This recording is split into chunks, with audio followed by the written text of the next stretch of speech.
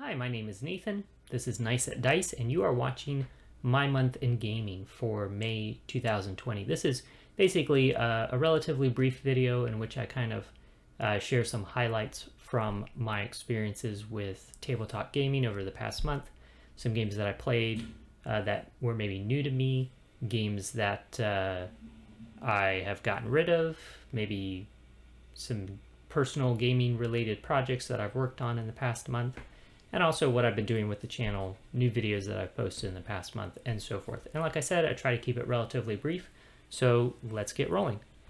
My first of all, games that I played that were new to me, I played a game called Cinchy. Cinchy is a relatively abstract game about collecting piles of chips of different colors, and then basically moving those chips to your personal score pile. And then at the end of the game, you are comparing your stacks of chips in 4 different colors to other people's stacks of chips in those same 4 colors.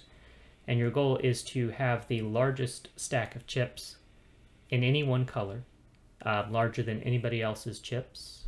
But first, whoever has the smallest stack of chips in any color is eliminated from the game.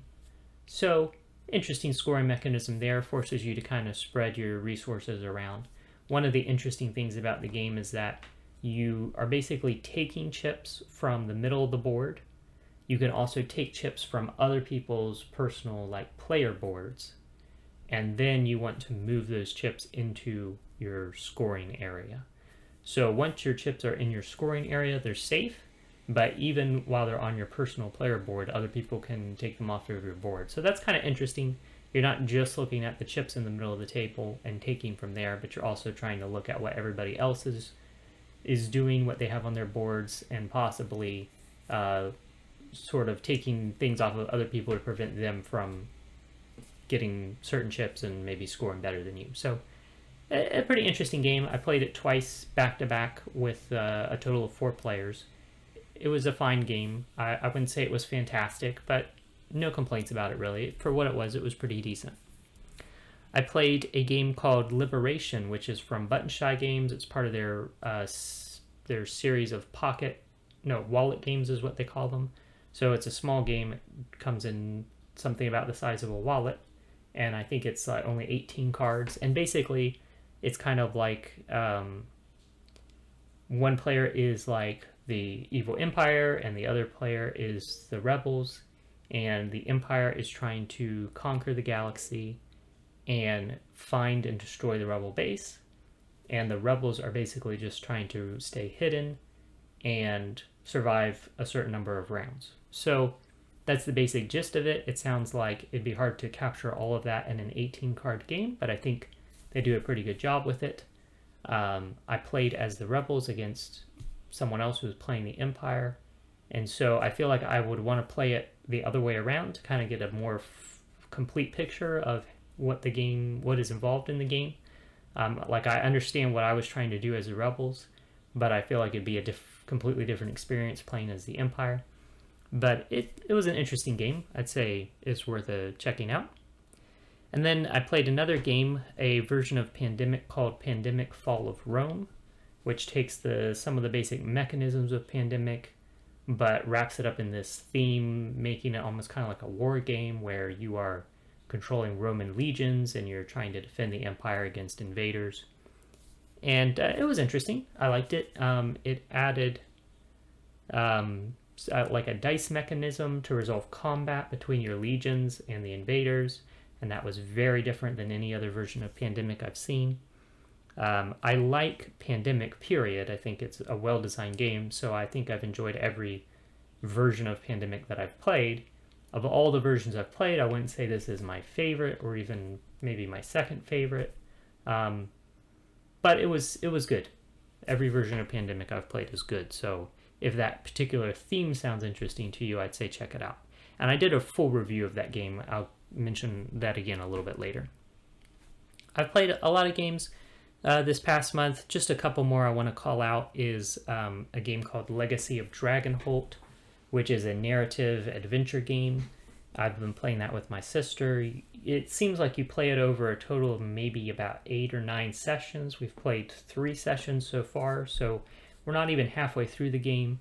But I'm starting to kind of form some opinions about it just from the 3 sessions that we've played, so I'll probably be doing a review of that game relatively soon. I'll say I've enjoyed it so far, but it's not going to get a glowing review. It's a decent game. And then I also want to mention the game Hotshots. It's a cooperative game about firefighters trying to contain wildfires and being at home, being separated from my typical gaming friends a lot. I've been playing a lot of solo games, and I sort of got into a stint of playing that game over and over and over again, and I just have really developed a lot of appreciation for the game. I already liked it, but I like it much more even now. Personal gaming project, I kind of challenged myself to take the game Uno, which is a very popular game with families and people who are not deeply involved in tabletop gaming hobby, but it's generally looked down on by like hardcore tabletop gamers. And I sort of challenged myself to use the same components and some of the same principles to make a game that would be more appealing to a more experienced gamer. And I came up with something called Uno Fight.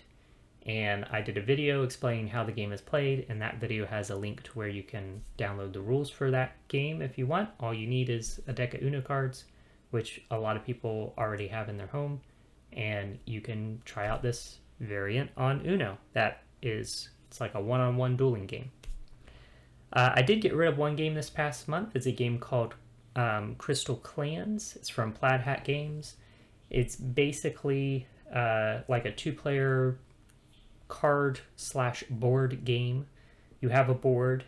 You are moving units across the board to attack each other, but the units are composed of like 3 cards stacked on top of each other, and those cards come out of your deck. Each player has their own deck, which represents a different like faction in this fantasy universe.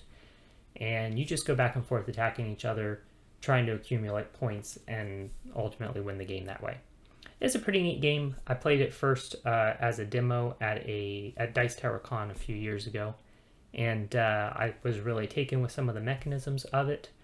I decided to pass it all along, though, simply because I also have a game called Summoner Wars, also from Plaid Hat Games, which, while not the same game, fills a similar niche in that it is a like tactical board game where the units are represented by cards that come out of your deck.